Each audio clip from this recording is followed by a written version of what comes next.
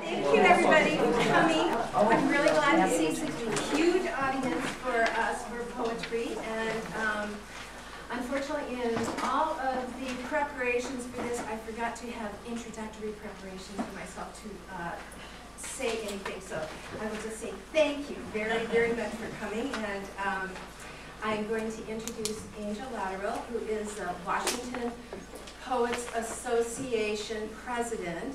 The WPA, which is sort of like the works progress. When I first heard, really, they're still around, and I thought, you know, Fall Lights is kind of like that because it's another sort of community-oriented thing where people have just sort of come together and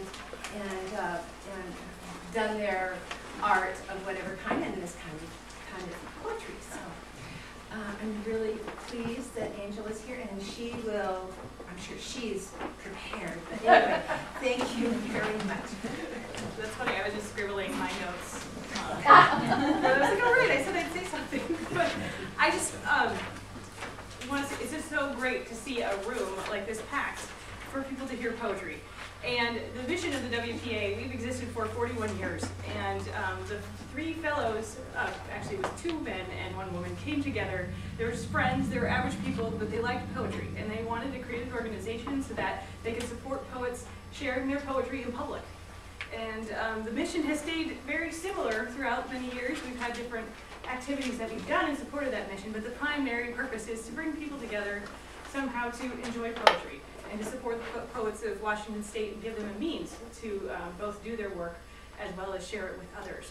And so examples of that in our current work out there is actually we have a poet laureate. Yay! And the Washington Poets Association helped quite a bit on the first campaign to have the poet laureate happen for the state of Washington.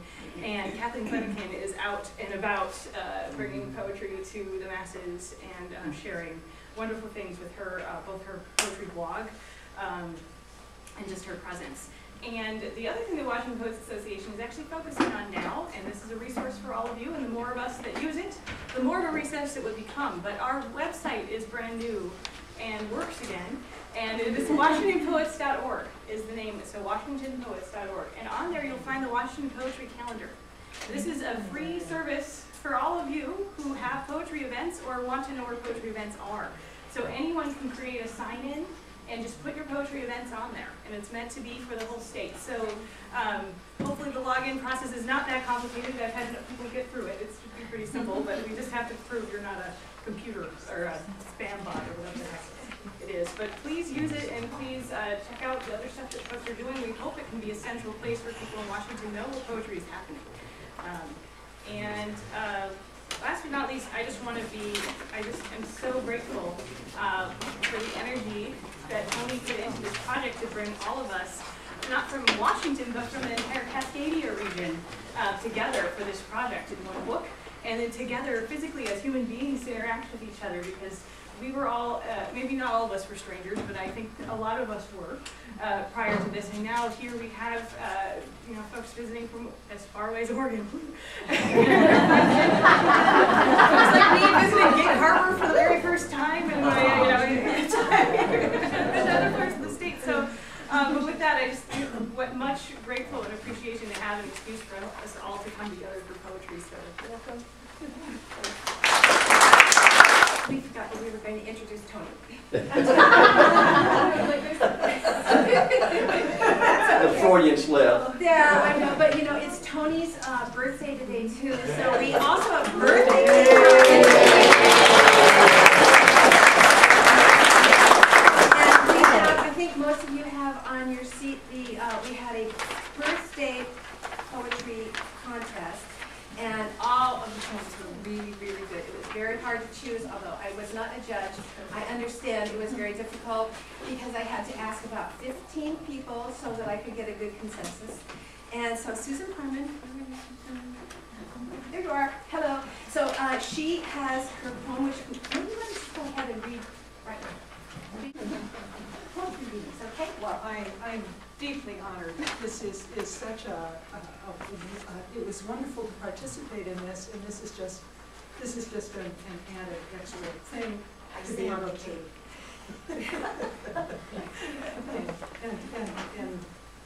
And we're, you know, so much of the energy that has gone into these meetings stems from, of course, all of our love of poetry, but a lot of it from the love of poetry that Tony has manifested and spread with everyone he's ever met. So happy birthday, Tony, and thank you. Happy birthday, Paul Vines.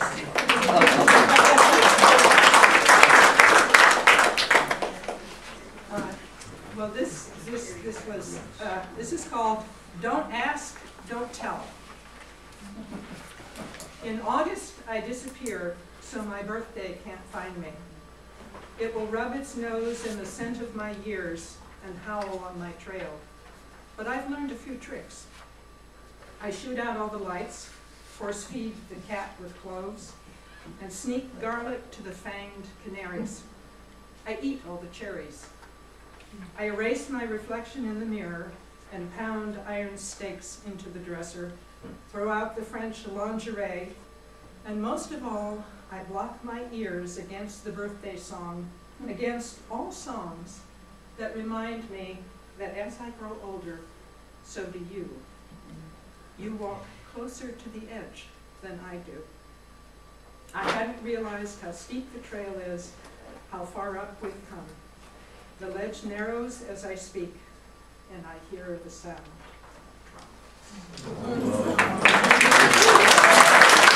Here is Tony's present, which I hope he will open right now. Oh, for an introvert, this is really scary. I'm so emotional, I just want to cry. Poets are allowed to do that, aren't we?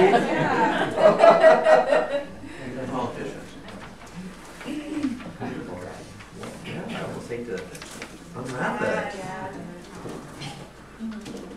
What's in it? What's in it? Hurry up, hurry up. Okay. Rip that baby open. What is it? Oh, yeah.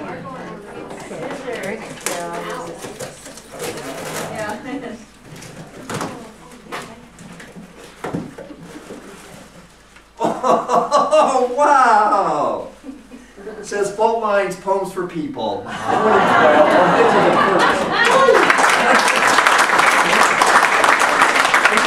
It's on eBay. No, But not it's a new. white, so it's not really for wearing, it's just. Oh, this is just one, and some, That's just- and some cards for Fault Lines. Thank you so much. Here's your card. Now go ahead and you can start introducing. Okay. You're going to do your thing. Very well. All right. Happy birthday. Thank you. This is just far too exciting for someone from Kansas. I guess I'm not in Kansas anymore. And I am from Kansas. I had a dog named Dakota. And my neighbor, the Wicked Witch of the East. But yeah, in my acknowledgments, and I will say that again, just firstly to the poets for your poems, I salute you. Because that's how it all started. And I'm so excited. This took 2 years to do. And I retired 3 years ago and started to write poems again. And after a year, I talked to some people, this was 2 years ago in Portland, to some poetry editors. And I said to them, I want to do a poetry journal. And after they stopped laughing, they said, this will never work for you. And I asked them why. And one of them said, because you don't have an MFA, which is true, I don't have a Master's in Fine Arts. And the other one said, no poet would submit to your journal because you are an unknown and you don't have a journal, so why would anybody want to submit poems to you? And I said, okay, and so for a year I did nothing. And because I took their advice. And then that little voice in my mind says, you don't have to listen to them. You've never listened to anybody in your life. Including your wife. Including, and so a little over a year ago, I came up with the name Fault Lines Journal, Poems for People. And it's named after the Cascadia Fault Line earthquake zone that runs from San Francisco through Oregon, Washington coast up to Vancouver. And I said, this is what I want to do. I want to publish poets from the West Coast, because there really aren't many poetry journals that are so inclusive of the West Coast. And I said, I can do this. I want to do this. And I did it.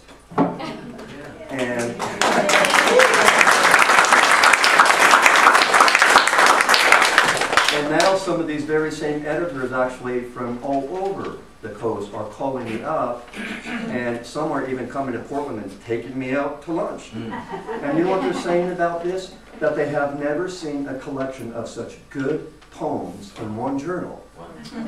And some of them are saying this can actually be a new literary force on the West Coast. And so where were they 2 years ago? And so anyway, before we get into the poems, which is what you're all here for, my wife, Betsy, she has seen me go up and down with this. Because if I knew how much work it was, I don't know if I would have done it, because I've never published a poetry book before. And it is a lot of work. I had over 200 some poets that submitted their poems, with over 700 and some poems that I had to go through and decide which ones I felt I wanted in the book. The ones that were accessible, the ones I could read and understand and yet have depth and beauty to it. And then get copyrights, put the book together, the PDF format, all that, and then Dan, I'll introduce him right after this, who did the cover. It was just a lot of work. And many times I said to myself, I can't do this. It was too much work. And Betsy, after 40 years of marriage, she said, you can do this, you gotta do this. You know, you're the type of guy who jumps off the cliff and then says, now what do I do? And she says, you can do this. So I really want to give her a special salute. Hey, Betsy!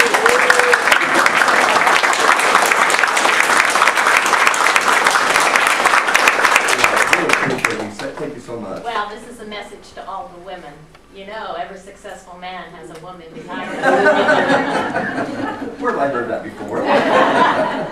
So anyway, thank you so much. And I mean, last but not least, Patty Kennedy is, she, you know, it was just like at the end of May that she emailed us and said, let's do a reading in Gig Harbor. And I thought, you know, this is not going to work. It takes months and months and months to get a venue, to get it all together. And she did this just like that.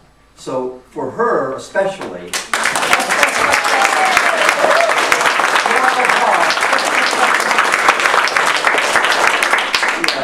and to meet her after reading her poem, and all the poets here, I know them through their poems, and see them in person is, I can't tell you what it feels like for an editor and a publisher to really meet the poets. It's unbelievable. So there is a life after retirement. Anyway, enough of that, and we'll get into the, I'm gonna follow the format here that Patty outlined.